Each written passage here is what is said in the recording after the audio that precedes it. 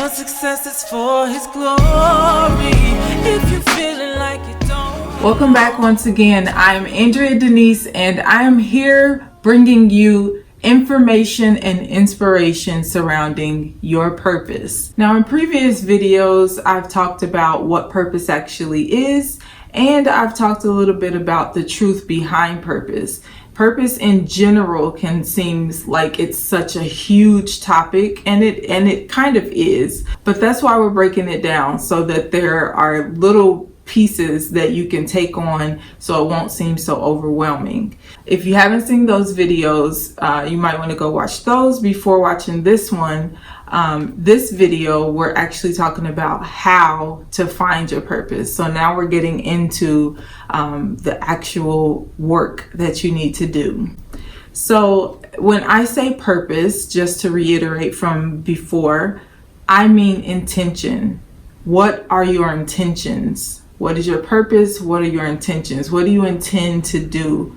The first step is to figure out who you are.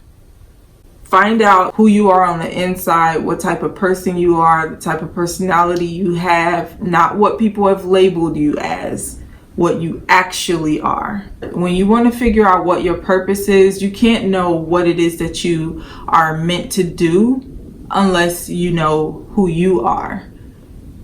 Now, this is a broad question too, I understand, but to discover yourself, in a sense, you need to know what you like, what you don't like, what you thought you liked, but really only like because maybe you feel in competition with someone, or maybe you feel like other people think this is cool, so this is something that you jumped into or are interested in, but it's not really something that you want to do. So one way that you can figure out who you are is to spend time with yourself. Now, there is something that I like to do within an exercise called the power of veto. If you've been with me for a while, you probably have heard of this before. Within that, there's a part where I ask you to go back, like trace back your thoughts to their origin. Where did these beliefs come from? Where did those thoughts come from? And this is something that I want you to do as you go through your self-discovery. If you have not gone and downloaded the free Purpose Finder workbook, that's something you want to do, because self-discovery is an activity in that workbook. And one of the things that it asks you to do is to spend time with yourself and to figure out what it is that you like, what you dislike, what you are good at, what you think that you would like to build on, like hone in on, and to think of who you are and the things that you like. You kind of want to trace it back. Have I always had these traits? Did I always have these skills, these talents?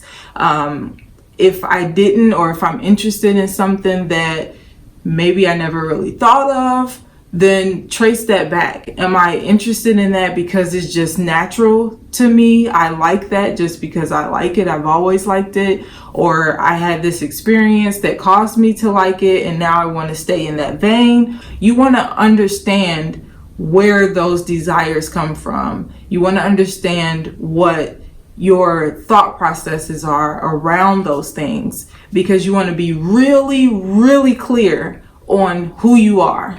Once you know who you are and what you're here to do, you will not care what anybody thinks, what anybody has to say about it. You will just be focused on purpose. The second step is to get rid of the need for validation or understanding from other people. We have been programmed to believe that we need somebody else to sign off on everything that we do. We grew up looking for our parents or our teachers, our caregivers to say, yes, you're doing the right thing. Good job. Now, I'm telling you that you have to get rid of all of that. You have to get rid of the belief that someone else has power over what is good or bad or right or wrong for you. I say that because a lot of times when you set out to do something, especially if it's different from what you've known or what the people that you are around know, then you'll get some pushback. They don't understand. They can't support you because it's not something that they even, can fathom. It's important because you were given the assignment, not them. And in order for you to go full throttle into what you're supposed to do and to be on purpose, you're going to have to let go of hearing, yeah, you're doing the right thing, or yes, I support you, or yes, let me help you. Now, this is not always true.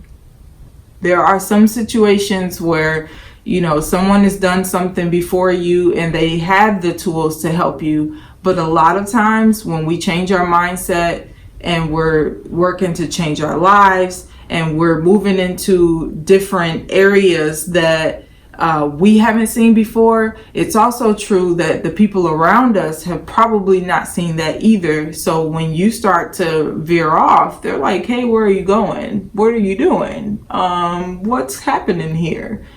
And a lot of times off of fear or off of just being conditioned themselves, they'll try to get you to come back into whatever it is that you were doing before, instead of allowing you to be a trailblazer and to go out into these uncharted territories. You need to be very secure within yourself about what you're doing.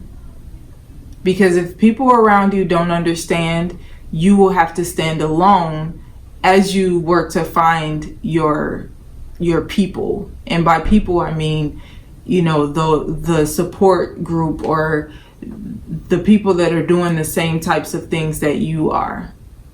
If you're gonna branch out and be an entrepreneur, you probably need to be among other entrepreneurs who are going through the same thing or who have been there, so that they can help support you and you can in turn support them. The next step is to do an assessment of your talents and of your skill set. This is important because you want to understand where you're probably going to go within serving your purpose. Usually your purpose is tied to something that you naturally enjoy doing, something that you are naturally good at, something that is just a talent or a skill that you have, and it's something you've always done, something that you've been doing for a while, or something that you pick up along the way. So this is not like everybody should know their purpose at this age or anything like that, because sometimes, you have to go through a lot of life lessons, and then you come to a point where you're like, okay, I want to do something more meaningful. And when you do that, then you see a lot clearer. I'm giving you the tools that you need now so that you can start seeing it, so you can start thinking about what that might be and choose to serve it instead of ending up doing it. And I'm thinking about, like, have you ever seen like one of those biopics where a person is naturally good at something, they get into it like really deep, they become wildly famous, they're just blowing through life and being reckless, and then life hits. It's at that point that they're like, none of this matters. The money, the fame, the this, that, it doesn't matter. What matters is that I don't have anything meaningful to hold on to. And so their mindset shifts, and then their focus changes to something else, and they end up not changing what they do because they still have the talent and the skills. So they use that to do something meaningful. They take that and they focus it on something that helps other people.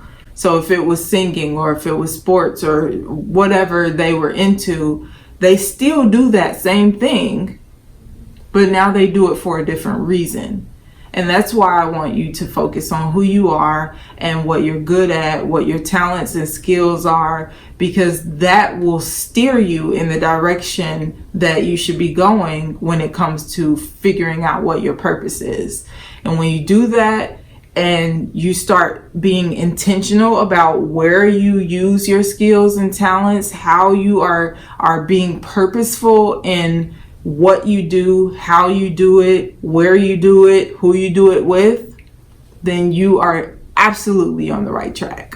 Now, once you know what your talents and skills are, you want to start thinking about how you'd be able to use those in a meaningful way.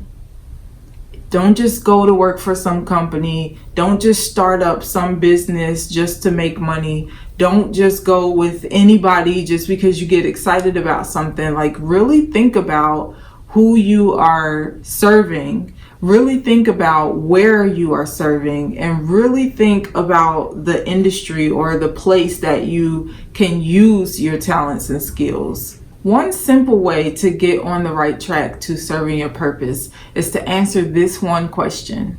If I could do anything in the world for a living, what would that thing be? It doesn't matter what it is. If it's playing video games, if it's drawing, if it's writing, if it's dancing, if it's singing, if it's photography, if it's art, whatever that thing is, that's the direction you should be headed in. Those are the 3 things that I suggest for you to start working on so you can find your purpose. If you have not already, be sure to go to andreadenise.com, sign up to get a free download of my Purpose Finder workbook. Everything that I discussed today and the other videos are in that workbook. So you want to make sure that you get that. You can work at your own pace. It'll help you along the way and you keep everything together. In the meantime, stay beautiful on the inside. And this is from me to you with love. Peace.